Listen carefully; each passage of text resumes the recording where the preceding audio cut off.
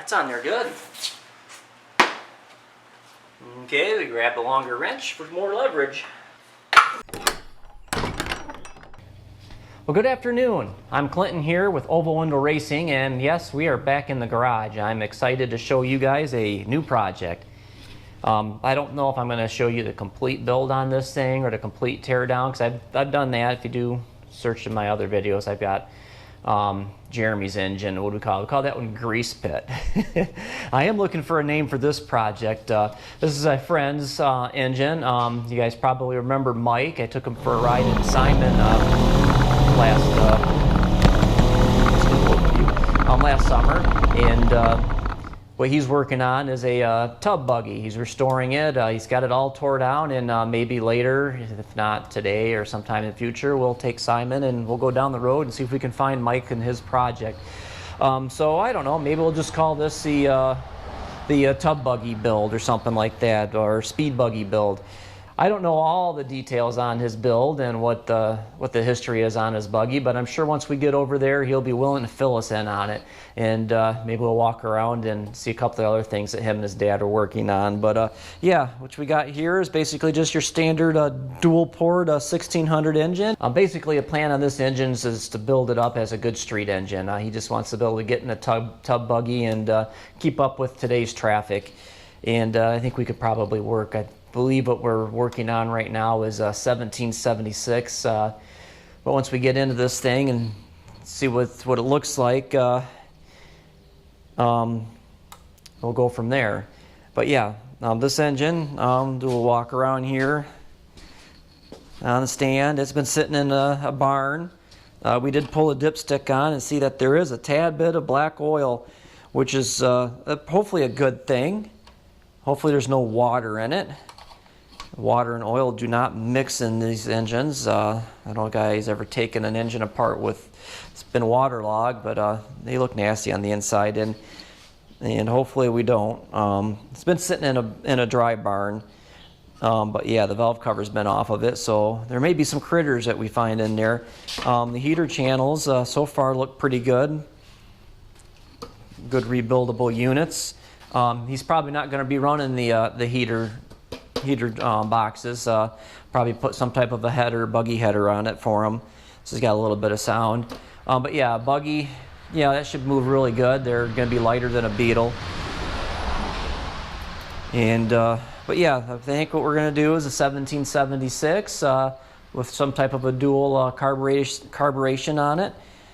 Whether it's 40 IDFs or 40 millimeter Cadrons, or maybe even some little baby Delortals or something. We haven't quite got that far into the build, but yeah, this should be a fun build, and I hope you guys stay tuned.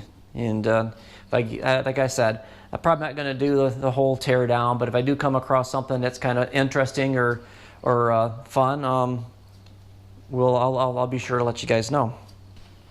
I do see something I've never really seen before. I don't know what this distributor is off of. I tried to get the information out of Mike's dad, but I don't think he remembered.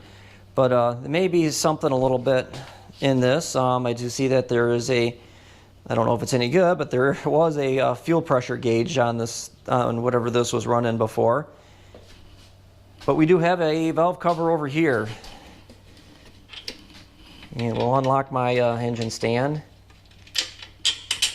And we will tilt the engine up here so we can get a good look at it.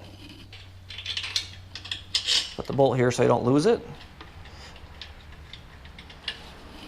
But yeah, I don't know, this valve cover's pretty rusty. So, again, I'm unprepared, but I don't have any tools. Hold on. All right, got the tool, but yeah, this valve cover's pretty rusty. And I'm going to show you a trick. I'm sure everybody's probably already seen it, but if you haven't, it's good to know. A lot of people will want to grab this guy to open up this. Grab the pail bar, which it is nice and easy. Maybe not in a car because the screwdriver's kind of long, but a smaller screwdriver does work. But you wind up denting and scratching your valve covers, and if it's something that you've restored and powder coated or something, you're not going to want to use this. These I know screwdrivers are fun, but they are also destructive.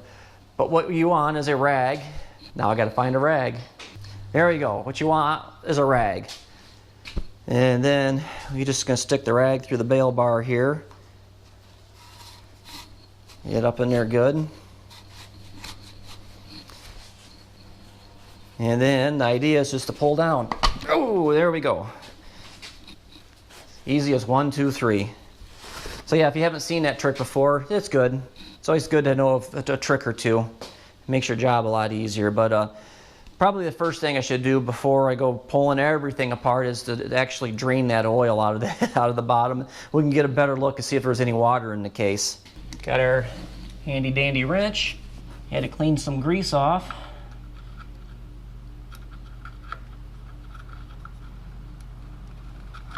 And I completely forgot what size this drain nut was. Hopefully it's not on there too tight. I thought it was a 19.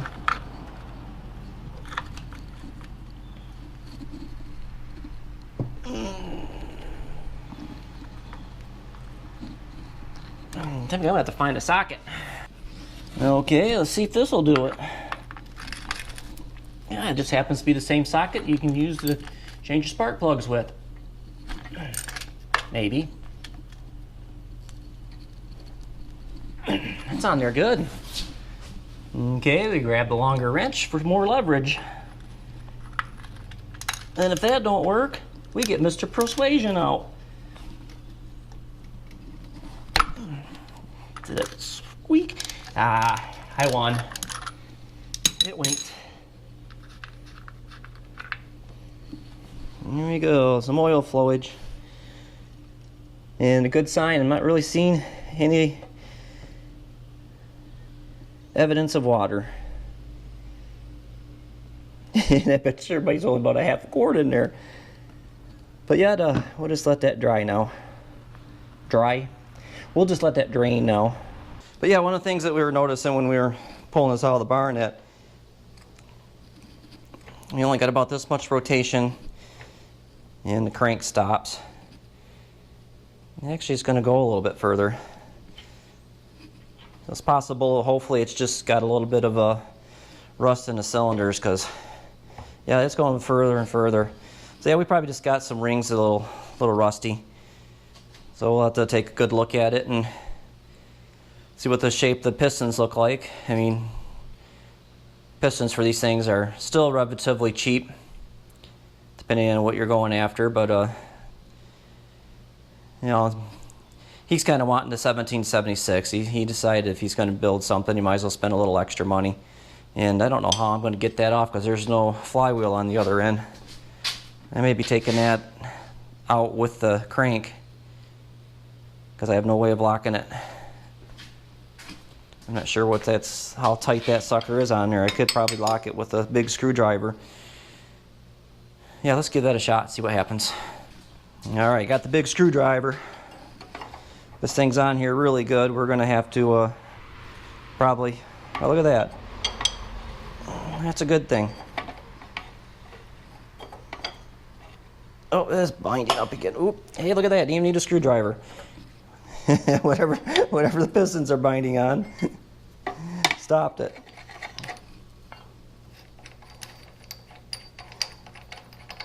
You know, it can be a bugger is actually getting that off the crank. But I do have a tool for that. Okay. Now that I got that all drained, I'll introduce you guys to the pulley puller. Tuck that away. You guys probably don't want to see that. But this is a part I got from eBay a long time ago. And I've put it to good use over the years. Been a pretty good product. It's actually it is made in the USA, but I think when I originally purchased it, the eBay ad said it was a Gene-Berg part. Now, I don't see anywhere on here where it says Gene-Berg, and it could be, but I don't think it is. The thing actually, you can see it's got a slight bend in it. I had a really stubborn pulley one time, and that didn't want to come off. I think I eventually did win, but it did damage the pulley a little bit. This will require a wrench too. A lot of times you can just get away with using this, sometimes you actually have to get the impact out. I think I seen it wink.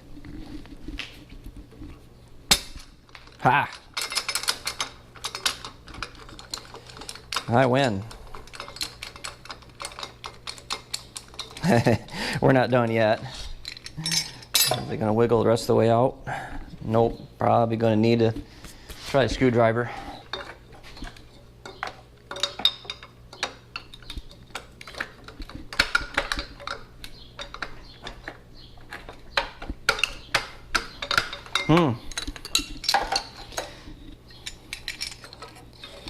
Put this back on there and see if I have any room. If not, I'm going to have to put spacer in there. I've got a few threads.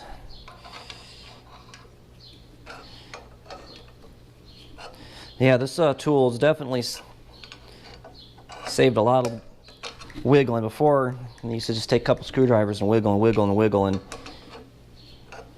yeah, this is much better.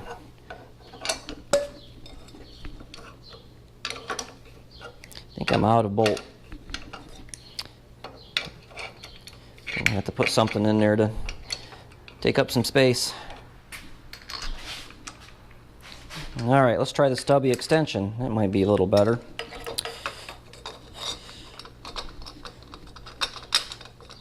It's almost out.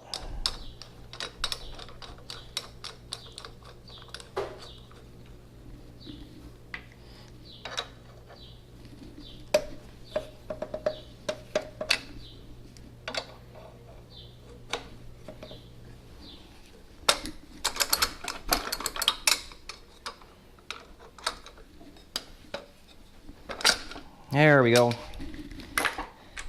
A win again. It's actually not in bad shape other than it's a little rusty. It'll work. It'd probably be a good pulley, but you know, the degree pulleys are always nice because then you can set the timing a little easier. These you got to go by timing marks.